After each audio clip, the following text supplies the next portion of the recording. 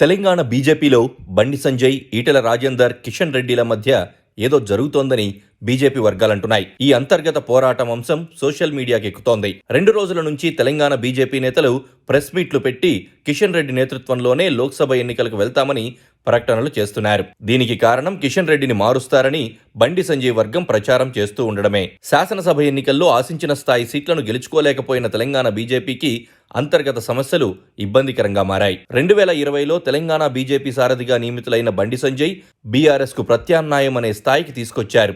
కానీ ఎన్నికలకు సరిగ్గా 4 నెలల క్రితం ఆయన స్థానంలో కిషన్ రెడ్డికి బాధ్యతలు అప్పగించింది బీజేపీ అధిష్టానం. అయితే బండి సంజయ్ని రాష్ట్ర అధ్యక్ష బాధ్యతల నుంచి తప్పించడానికి మాజీ మంత్రి ఈటెల రాజేందరే కారణమని ఆరోపిస్తూ సోషల్ మీడియాలో పోస్టు వైరల్ అయ్యాయి.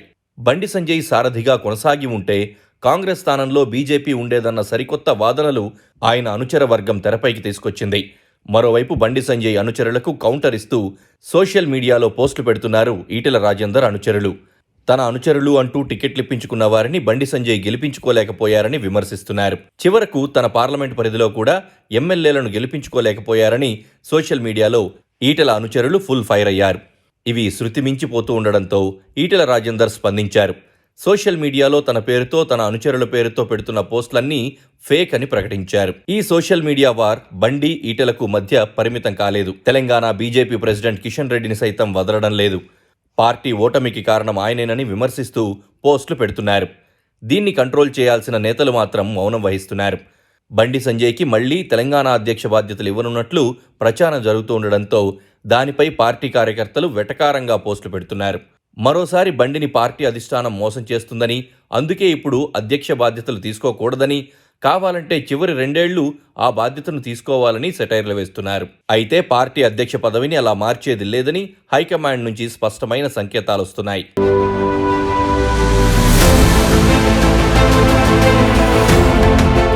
తెలంగాణ అసెంబ్లీ ఎన్నికల్లో తాము టికెట్లిప్పించుకున్న వారు ఓడిపోయారు. ఈటెల రాజేందర్ తన వర్గానికి ఎక్కువ టికెట్లిప్పించుకున్నారు.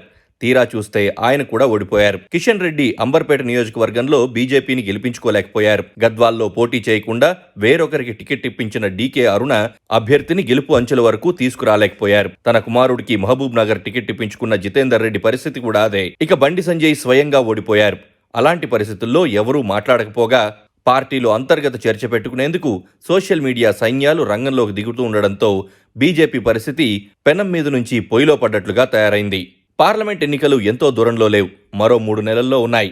ఈ సమయంలో బీజేపీ అగ్రనేతలు అసెంబ్లీ గురించి మర్చిపోయి పార్లమెంట్ ఎన్నికల గురించి ఆలోచించాల్సింది. గతంలో గెలిచిన సికింద్రాబాద్ స్థానంలో ఈసారి బీజేపీ 3వ స్థానంలోకి వచ్చింది. పార్లమెంట్ ఎన్నికల నాటికి పరిస్థితిని మెరుగుపరుచుకోవాల్సింది పోయి ఇలా వర్గ పోరాటానికి దిగితే పార్లమెంట్ ఎన్నికల్లోనూ బీజేపీకి పరాభవం తప్పదనే విమర్శలు వినిపిస్తున్నాయి. మరోవైపు కాంగ్రెస్ పార్టీ అధికారంలోకి రావడంతో కొంతమంది సీనియర్లు ఆ పార్టీ వైపు చూసే అవకాశం ఉందన్న ప్రచారమూ జరుగుతోంది.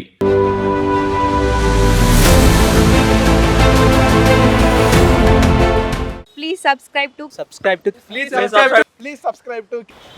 to KTV Telugu. KTV Telugu. KTV Telugu channel.